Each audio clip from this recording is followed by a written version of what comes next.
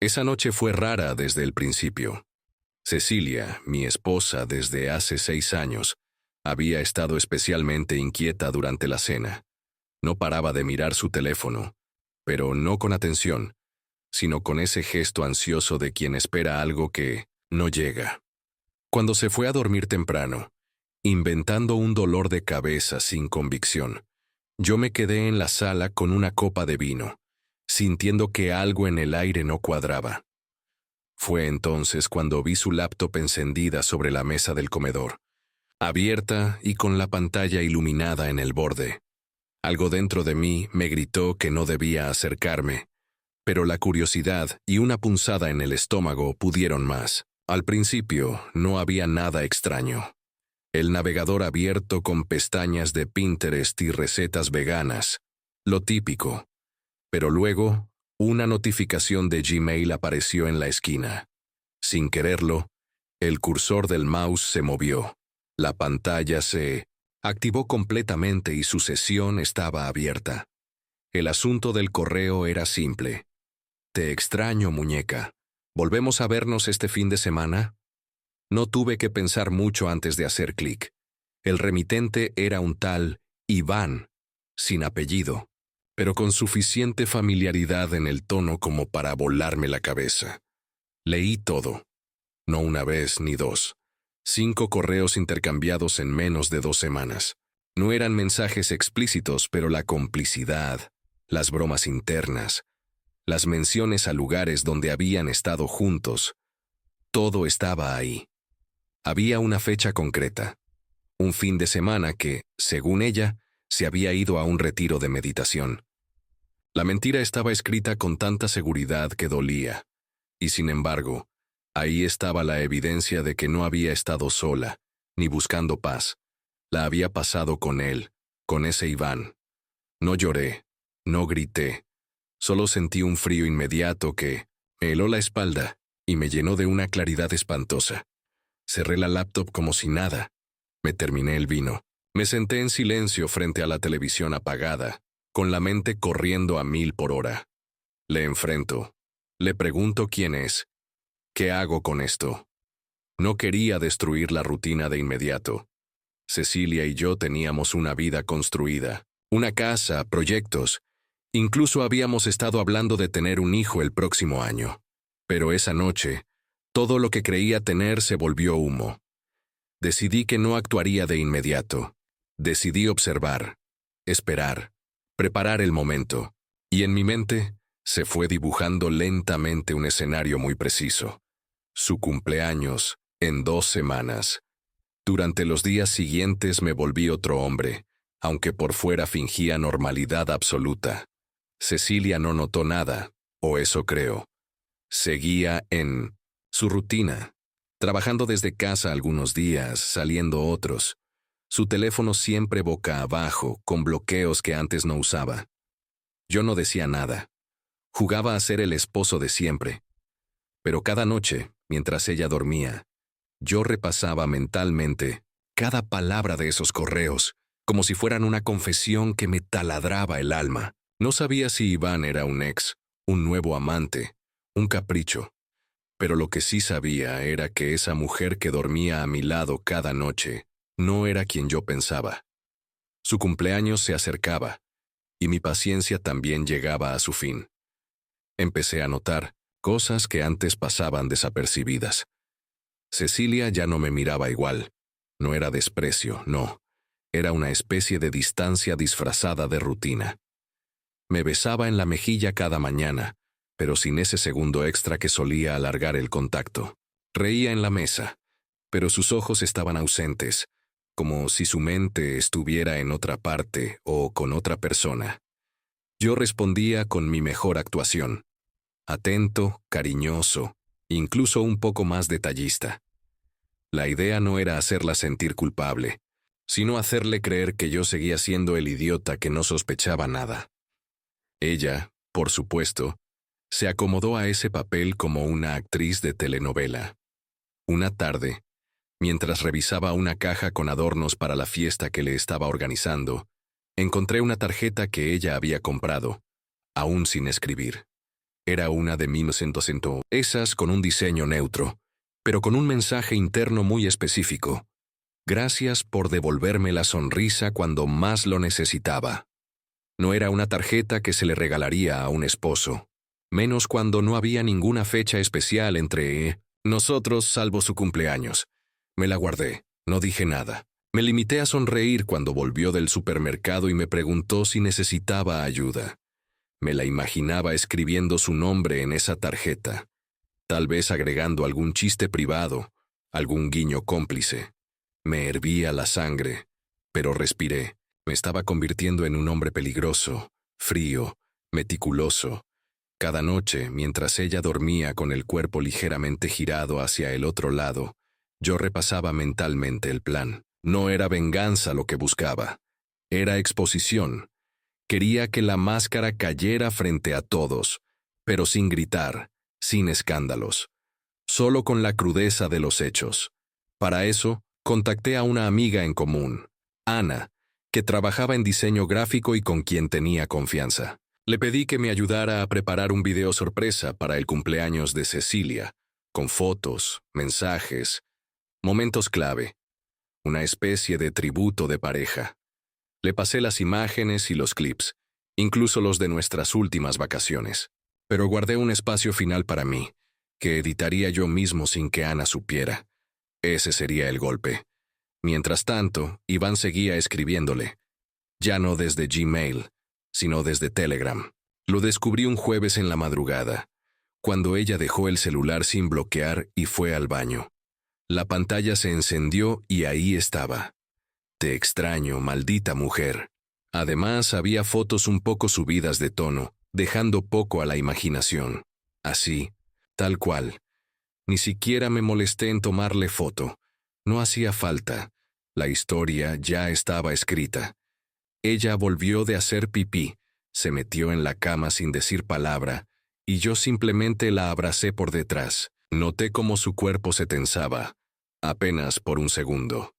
Y supe que ella pensaba que todo seguía igual. Llegó el fin de semana previo a la fiesta. Cecilia estaba emocionada, como si no llevara semanas engañándome. Quería elegir la ropa adecuada, el pastel perfecto, la música con la que todos se sintieran cómodos. Yo asentía, apoyaba, fingía entusiasmo. Incluso la llevé al salón donde sería la celebración y la ayudé a hacer el montaje. Por dentro, mi cabeza era una olla a presión. Lo más curioso fue que, esa noche, hizo el amor conmigo. No fue una entrega apasionada, sino una especie de cumplimiento de deber, un no me olvides envuelto en piel. Y yo la dejé. Me dejé. Fue la última vez que la toqué sin sentir asco. El día del cumpleaños llegó envuelto en una normalidad falsa. El tipo de calma antes de una tormenta que uno puede casi oler.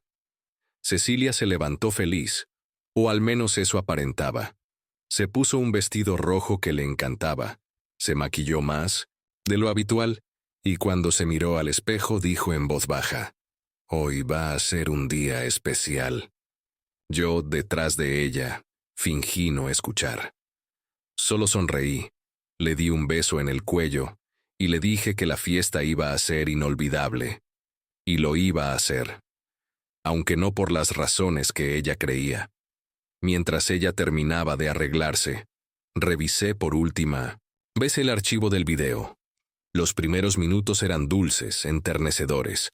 Luego, sin transición brusca, aparecía una captura del correo de Iván, el mensaje de Telegram, las fotos picantonas, que censuré previamente. No me parecía de buen gusto enseñarlo todo. Y finalmente, la tarjeta. Todo con música suave de fondo, sin acusaciones, sin narración. Solo la evidencia. Cruda. Imposible de explicar.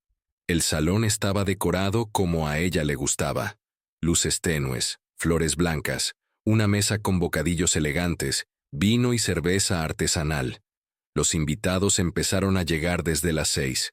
Familia, amigos, colegas. Algunos sabían de nuestras pequeñas crisis, pero nadie imaginaba la grieta real. Cecilia estaba radiante, Saludaba a todos, se reía con esa carcajada que usaba cuando quería ser el centro de atención. Yo la observaba desde lejos, tragando el veneno de la hipocresía con una copa de tinto. Vi cuando revisó su teléfono una y otra vez. Supuse que esperaba un mensaje de él. Tal vez se lo había prometido. Tal vez incluso había insinuado que pasaría a saludarla. A las 8 pedí silencio para proyectar el video. Hice un pequeño discurso sobre el valor del tiempo compartido, la construcción de una vida juntos, la importancia de la verdad. Nadie sospechó nada. Cecilia me miraba con ojos brillosos, pensando que aquello era una sorpresa romántica. La pantalla se encendió y comenzaron las imágenes felices. Risas, abrazos, navidades, viajes. Algunos invitados soltaron suspiros sinceros, otros aplaudían. Ella tenía las manos cruzadas en el pecho, emocionada. Entonces, el ritmo cambió. Sin transiciones ni edulcorantes, aparecieron los mensajes. La frase, «Te extraño, muñeca. ¿Volvemos a vernos este fin de semana?», se proyectó en grande.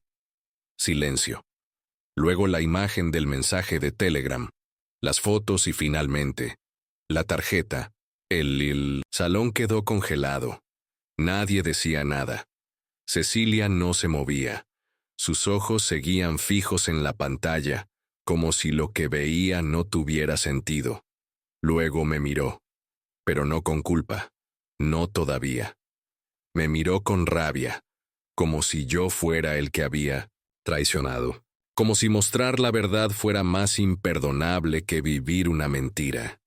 Alguien se levantó de su asiento, incómodo. Otros comenzaron a murmurar. La tensión era densa, casi física. Yo no dije nada. Caminé hacia la mesa del centro. Me serví otra copa y brindé en silencio. Cecilia seguía sin moverse. Ni una lágrima, ni una palabra. Solo esa mirada seca que solo tienen los culpables sorprendidos. Ella rompió el silencio finalmente, con una voz casi inaudible. «¿Por qué hiciste esto?». No había remordimiento, solo orgullo herido. Le respondí sin levantar la voz. «Eso tendría que preguntártelo yo a ti. Pero no te preocupes, ya no tienes que fingir más». Y con eso me giré, tomé las llaves del auto y salí del lugar. No hubo portazos, no hubo gritos, solo el eco de su nombre, apagado por las conversaciones tensas que comenzaron detrás de mí. Afuera, el aire estaba frío. La noche, perfecta para cerrar un ciclo. En el retrovisor del coche, el salón se hacía pequeño, lejano, como todo, lo que una vez creí que era amor. Dormí en un hotel esa noche, uno de esos de paso pero con sábanas limpias y silencio absoluto. No quería responder llamadas, no quería mensajes de disculpas ni de justificaciones. Apagué el teléfono. Me quedé mirando el techo durante horas, procesando la sensación de haber hecho justo lo que debía. No había alivio, no todavía, pero sí una certeza. La máscara se había caído y no pensaba recogerla. A la mañana siguiente volví a casa. La encontré vacía. Su auto no estaba, sus cosas seguían allí, pero ella no. En la mesa del comedor había una nota. Ni siquiera la firmó. Solo decía, «No lo entiendes, nunca lo vas a entender». La leí 3 veces, y las 3 veces sentí la misma reacción. Risa amarga. No había una disculpa, ni siquiera una mentira, piadosa. Solo una frase llena de soberbia, como si la víctima fuera ella. Como si traicionar fuera un grito desesperado de algo más profundo que yo no supe ver. Guardé la nota. No porque me importara, sino porque era una muestra clara de cómo funcionaba su mente. Me puse a limpiar la casa. Tiré cosas que ella había decorado. Quité sus fotos, su perfume del baño, el espejo de tocador. No porque me doliera verla, sino porque necesitaba borrar el rastro de alguien que vivía como actriz de su propio guión. Pasaron los días. No nos comunicamos. Mis amigos, algunos de los que estuvieron en la fiesta, me escribieron mensajes ambiguos. «Qué valiente fuiste. No sé si era el lugar, pero te entiendo. ¿Y ahora qué vas a hacer?». Nadie se atrevía a tomar partido abiertamente. A muchos les incomodaba más la exposición que la traición misma. Cecilia, por su parte, desapareció de redes sociales. Me enteré por alguien en común que pidió licencia en el trabajo y se fue unos días con una amiga fuera de la ciudad. Iván nunca apareció, ni una palabra, como si se hubiera esfumado, o como si, después de la exposición, ya no le interesara. Jugar a ser el amante valiente. Volver a mi rutina fue un proceso extraño, no porque extrañara a Cecilia, sino porque tuve que acostumbrarme a una nueva versión de mí. Ya no era el esposo confiado, el que hacía planes a futuro con la ingenuidad de quien cree tenerlo todo bajo control. Ahora caminaba distinto, hablaba distinto, miraba a la gente con otra claridad.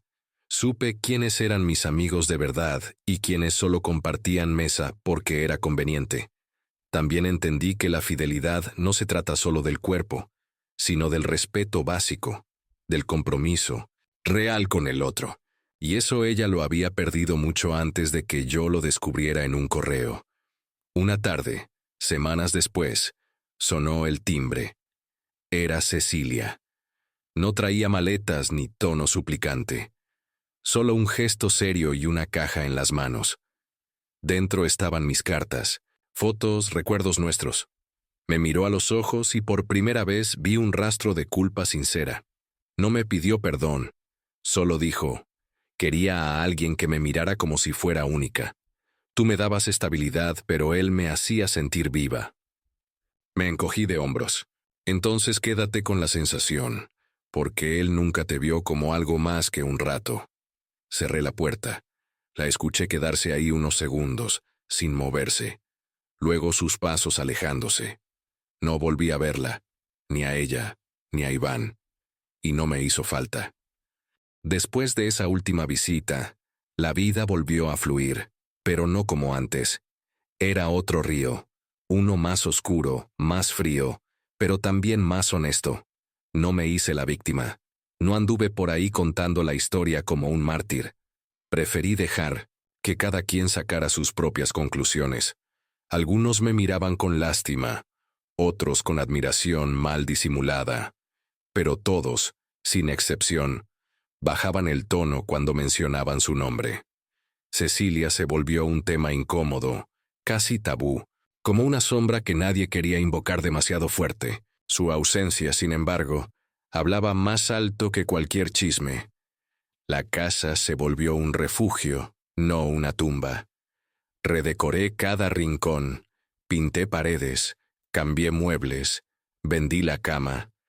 Me deshice del colchón donde dormimos cientos de veces, donde hicimos el amor, donde me abrazó después de sus encuentros con otros sin que yo lo supiera. No lo hice con rabia, sino con determinación. Quemé algunas fotos, otras las guardé no por nostalgia, sino por memoria, porque olvidar no es sanar. Sanar es recordar sin que te duela, sin querer romperlo todo. Empecé terapia, sin dramas, solo con el deseo de entender qué parte de mí ignoró las señales, o por qué, a veces, amar es simplemente no querer ver. Una noche, en una cena con amigos, alguien preguntó por ella sin pensar. El ambiente se congeló por un segundo. Yo solo sonreí y respondí, supongo que está donde cree que la quieren más. Nadie insistió. Nadie se atrevió a decir su nombre otra vez. Después de eso, varios se fueron acercando con confesiones. Pequeñas miradas culpables, frases como yo sospechaba algo, o ella siempre fue un poco ambigua. Yo los escuchaba sin odio, pero con distancia. A esas alturas, las verdades tardías eran decoraciones innecesarias. Ella ya no era una herida. Era solo un error de cálculo. Uno que costó años, sí, pero también me enseñó a ver. Hoy vivo tranquilo. No mejor, no peor. Solo distinto. Las noches son más largas, pero el silencio ya no duele. Aprendí a estar solo sin sentirme incompleto. Y si alguna vez vuelvo a amar, no será desde la ingenuidad, sino desde la conciencia. El recuerdo de Cecilia aún flota en ciertos gestos, en ciertos lugares, pero ya no me sacude. Solo me recuerda que incluso quien duerme a tu lado puede tener una vida paralela, escondida tras contraseñas, mentiras suaves y una sonrisa bien ensayada, y que a veces el mayor acto de amor propio es dejar de fingir que no sabes nada y simplemente cerrar la puerta para siempre.